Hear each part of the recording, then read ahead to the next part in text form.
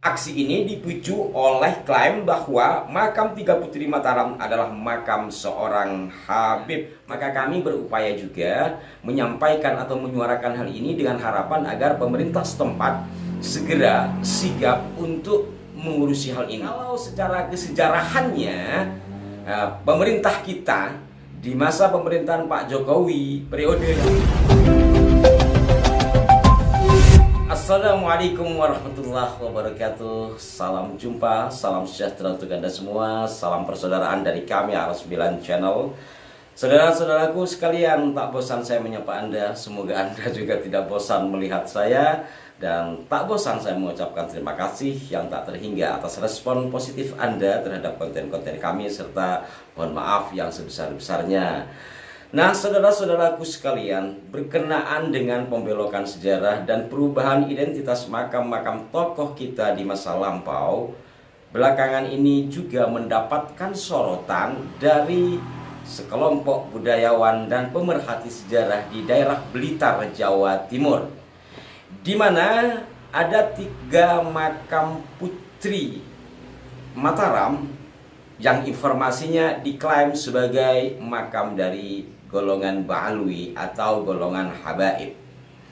Hal tersebut telah diinformasikan melalui situs berita ya, dan saya hanya akan membacakan dari apa yang telah disampaikan oleh sejumlah budayawan tersebut yang dimuat dalam situs berita jatimtime.co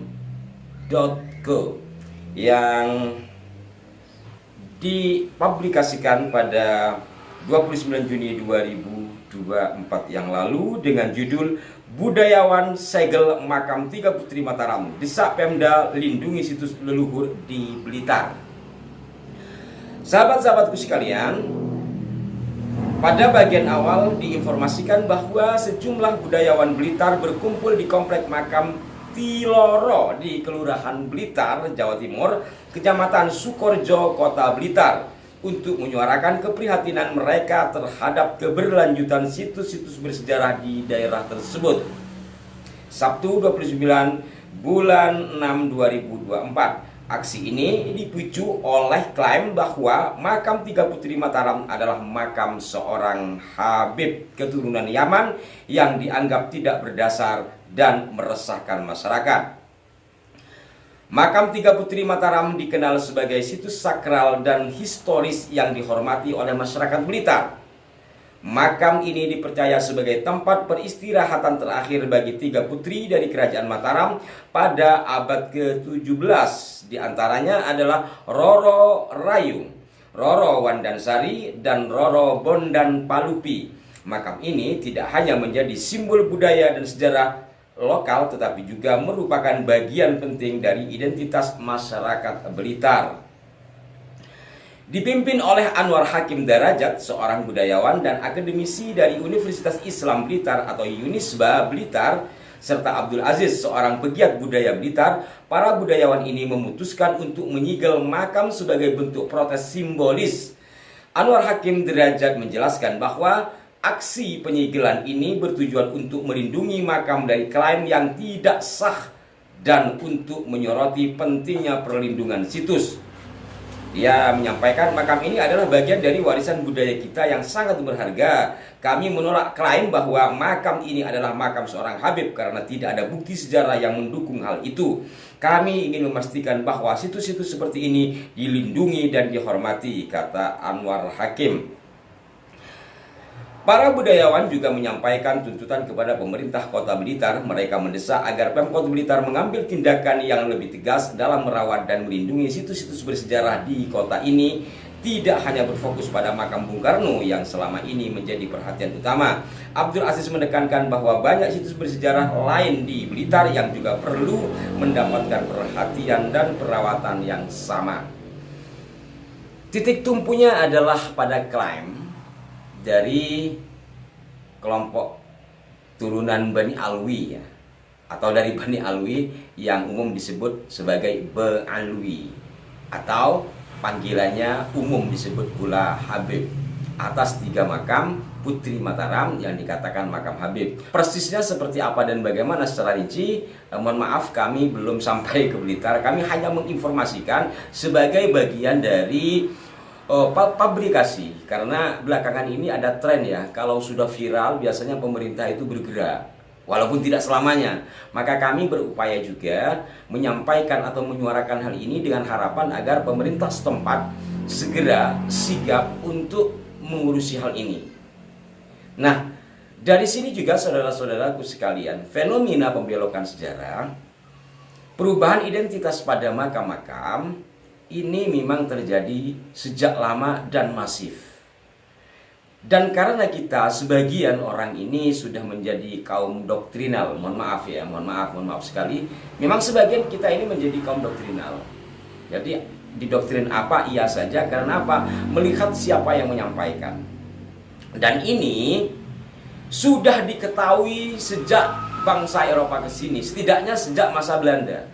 Orang Indonesia atau dalam tulisan Elwisi van den Berg itu ditulis sebagai orang Melayu Jawa itu memiliki kecenderungan pakeu enak gak enak, dan gampang percaya kepada orang yang dihormati, siapapun dia, baik itu dari kalangan pribumi katakanlah atau dari orang luar.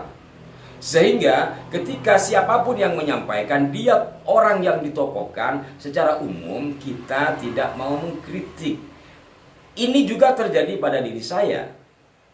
Ketika saya diminta dan tahulah sebenarnya akan adanya pembelokan sejarah Nahdlatul Ulama dengan memasukkan seorang bernama Habib Hashim bin Yahya yang dalam beberapa sumber saya cari tidak temukan. Bahkan saya mewawancarai seorang sepuh yang hidup di masa berdirinya NU, yakni Kiai Fadli Bajuri. Saya sampai ke Bandung mewawancarain itu. Beliau mengatakan tidak pernah mendengar nama Hashim bin Yahya dalam cikal bakal berdirinya NU. Itu pun saya mikir, kenapa? Masa iya si Abah Lutfi bohong? Ini kan, pada data saya nggak temukan.